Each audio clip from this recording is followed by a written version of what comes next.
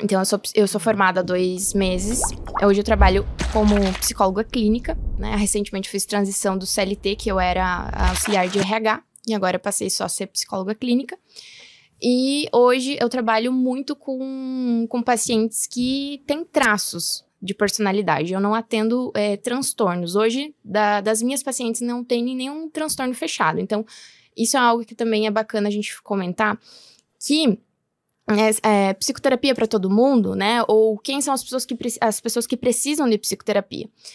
E aí, né, a gente pode dividir isso em 3 grandes grupos na nossa sociedade hoje. Então, tem as pessoas que têm diagnóstico fechado, são pessoas que têm transtornos psicológicos. Essas pessoas é indispensável o processo de psicoterapia. E, muitas vezes, na grande maioria, aliado à psiquiatria, né? Então, é o acompanhamento de 2 profissionais. Nesse caso, não tem dar jeitinho, né? Não tem, assim, não fazer, né? Não tem essa opção. Quando você tem um problema estomacal, tu vai no gastro. É a mesma coisa. Se tu tem um transtorno psicológico, o profissional que vai te tratar é um psicólogo aliado a uma prática psiquiátrica. E fora esse grupo, então, nós temos as pessoas com traços. Então, é aquela pessoa que ela se considera um pouco ansiosa, ela sente que ela ela tem bastante irritabilidade, nervosa. Então, essas pessoas são pessoas que a gente também vai, né, destinar à psicoterapia, mas é para uma parte de desenvolver habilidades, né? Reduzir essa ansiedade, reduzir os sintomas e tornar a ansiedade ou, né, o nervosismo adaptativos. Isso aí é a maior parte, eu acredito. Sim, é a grande parte. Uhum. É uma pequena... a gente acha que é bastante, mas é uma pequena parte da população que tem transtornos mentais, diagnosticado, né, fechado. E fora isso, nós temos um terceiro grupo, que são aquelas pessoas que buscam autoconhecimento.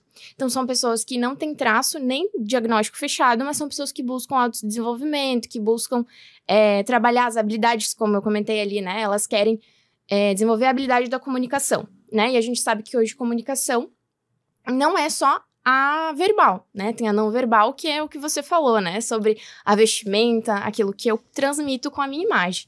Eu tenho uma grande amiga que fala muito disso, a Bruna, que está aqui, né, na plateia, me vendo. Então, né, pessoas que buscam esse autodesenvolvimento e buscam treinar habilidades, que a gente chama de habilidades sociais, elas podem também fazer, né? E se eu tiver tempo, dinheiro e disponibilidade, também posso fazer psicoterapia, né? Então a gente divide. Nunca vai ser maléfico fazer psicoterapia? Não, de forma alguma. Mas eventualmente pode ser, vamos supor. Eu tô vivendo bem. Aí eu decido entrar na psicoterapia e eu não escolho a TCC. Eu escolho fazer uma psicanálise por algum motivo. Tipo, eu vi, tô bem na vida, mas, pô, quero piorar. Não, brincadeira. Quero ver os meus traumas do passado. Talvez eu viva bem, mas eu quero dar uma mexida. Posso piorar se eu fizer uma psicanálise, por exemplo? Tipo, vir alguma coisa à tona e isso me desencadear uma disfunção? É bacana tu trazer isso, porque essa semana, inclusive, eu tive contato com esse tema, né? Então, assim, hoje no mercado a gente tem a maior evidência, né? A maior abordagem com maior disponibilidade científica e que se sustenta, né, né, pelo científico, é a TCC. Então, ela é padrão ouro para vários transtornos, né? A gente sabe que para depressão ela é padrão ouro, para ansiedade. Então, assim, eu, enquanto psicóloga, ao escolher a minha abordagem, eu tenho que escolher qual é o melhor tratamento para o meu paciente, e não a abordagem que eu me identifico. Isso é algo muito antigo, né? Que há um tempo atrás, na história, a gente poderia escolher a abordagem que a gente se identifica, que pelos gostos pessoais, pela nossa visão de homem. Hoje, isso é um pouco arcaico, é um pouco velho, né? Então... Eu não entendi bem. Tipo, se chegam... Tu atende pela TCC, né? A tua abordagem TCC. Se chega um paciente pra ti que tu acredita que no caso dele seria melhor outra abordagem, tu direciona ele pra outra pessoa. Isso, exatamente. Isso é trabalhar com psicologia baseada em evidências. Então, se eu sou uma pessoa que eu tenho treinamento, por exemplo, para transtorno de ansiedade, mas chega um paciente para mim que ele tem toque, eu vou encaminhar para um profissional que ele tem um treinamento, que ele tem mais habilidades do que eu, para dar o melhor tratamento possível para esse paciente. E isso que vai me, né, fazer assim com que eu não prejudique meu paciente, porque se eu não tenho condições e treinamento suficiente para dar o melhor tratamento disponível do mercado para esse paciente, sim, eu posso prejudicar ele. E tu acha que isso é que todos os psicólogos fazem? Não, eu acho que a minoria faz isso, né? E isso é trabalhar com psicologia baseada em evidências, né? Se eu tenho o maior treinamento para transtorno de ansiedade, eu vou atender a maior parcela de pacientes que vão estar comigo vão ser desse transtorno. Porque hoje a gente tem uma gama de transtornos, não tem como eu ser especialista e tratar todos os transtornos, né? Então, por isso que encaminhar, ter colegas que você confia, que você conhece, é a melhor opção. Porque aí eu vou dar o melhor tratamento disponível no mercado com o profissional com a maior expertise, que vai poder dar o melhor tratamento possível para esse paciente. Senão pode... Senão a gente pode, inclusive, se eu não sei o que eu tô fazendo, né, que é não usar uma abordagem com a maior evidência científica do mercado, né, disponível, que mostra, assim, todos assim, as direções apontam para aquilo, eu posso, sim, colocar o meu paciente em risco. Né? E tu acha que a tua faculdade te estimulou nesse raciocínio, nessa postura? Eu acho que muito pouco, porque ainda hoje é pregado essa ideia de que eu tenho que escolher a abordagem baseado nas minhas identificações pessoais. E durante o curso, assim, eu até me identifiquei com a psicanálise. Fui um tempo, assim, entrando em contato com ela. Mas, quando eu comecei a me aproximar da prática clínica, eu comecei a perceber que o que tinha maior evidência disponível era a TCC.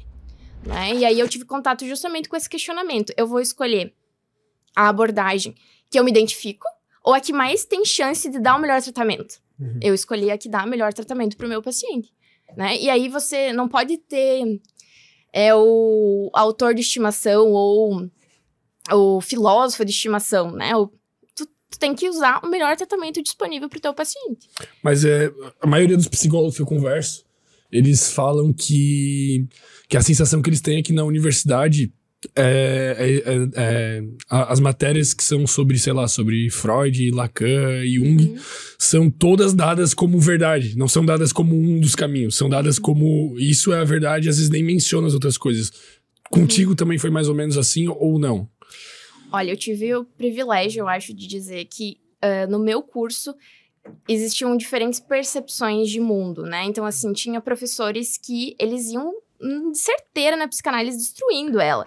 E eu lembro que na época aquilo não me descia muito bem. Era desconfortante ver, porque é a primeira abordagem que nos é apresentada. Então, assim, você entra na graduação, você é muito jovem, não entende nada daquele mundo, e te jogam a psicanálise. E é muito estimulante, né? Ela é uma coisa fascinante, só que ela não tem evidência suficiente para se sustentar empiricamente, né?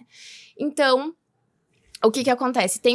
Eu tive o privilégio de ter professores que divergiam dessa abordagem. Então, eu tive um espaço de ouvir os professores debatendo, né? Então, assim... Nossa, eu tenho uma professora, a Solange. Ela foi uma pessoa, assim, que ela tocou muito nessa tecla da evidência e de que a TCC era padrão ouro para todos os transtornos. Inclusive, ela fazia uma brincadeira assim, se eu disser para você... Para de se balançar na cadeira, você consegue dar um comando pro teu corpo, né? Claro, isso é treinado pra quem não consegue, mas é uma coisa que tu consegue se autocontrolar, né? Então, é bacana eu ter tido essa experiência de ver os professores debatendo as teorias. Então, eu tenho a sensação que as pessoas têm até preconceito com um tratamento psicológico, porque pensam, tipo, a primeira coisa que pensam é na psicanálise. Então, tu pensa que tu vai pagar caro a hora num profissional que vai ficar quieto, tipo, 50 minutos te ouvindo e o cara vai falar uma coisa e tu vai chorar, sei lá, acho que tem uma visão preconceituosa por causa disso. Eu escuto muito isso. Todas as pacientes que vêm até mim relatam que aquelas que já passaram por outros profissionais, elas relatam pra mim. Tá, mas eu quero saber como que tu trabalha, porque eu não quero te ouvir ficar quieta, te ver quieta e só eu falar. Eu quero que você me mostre como você trabalha, porque eu tô cansada de ir em psicólogo que só fica me olhando. Né? Então, esse é um relato que vem de muitas pacientes. Pô, a minha terapia é um podcast, praticamente. Pô, é muito bom, velho, muito bom. Nossa, às vezes, tem algumas sessões, né? Eu sempre coloco isso para as minhas pacientes, porque a TCC, ela trabalha muito com a dupla, eu e você. Então, a gente sempre decide junto o que a gente vai fazer. Então, eu sempre digo pra elas assim, né? Hoje a sessão vai ser mais densa, mas vai me dando feedback se tá bom, se eu preciso parar, pra gente ir vendo se tu tá assimilando. E o bacana disso é que aí eu ia comentar que às vezes eu saio com dor. Quando que foi sábado, eu disse, meu Deus, Bruno, eu preciso ficar quieta porque eu não aguento mais, que eu falei tanto na sessão que as minhas cordas vocais estavam doendo. É hoje. E eu me identifiquei muito com Wesley, que ele fala bastante isso nos vídeos, né? Assim, meu Deus do céu, eu falo muito com meus pacientes. Tô entendendo o que você tá falando. Fala, o meu problema é falar também, não com os pacientes, mas com todo mundo, né? Falo eu demais. gosto de fazer um podcast até com a caixa do supermercado. Gostou desse corte? Deixa o like, inscreva-se no canal, tamo junto.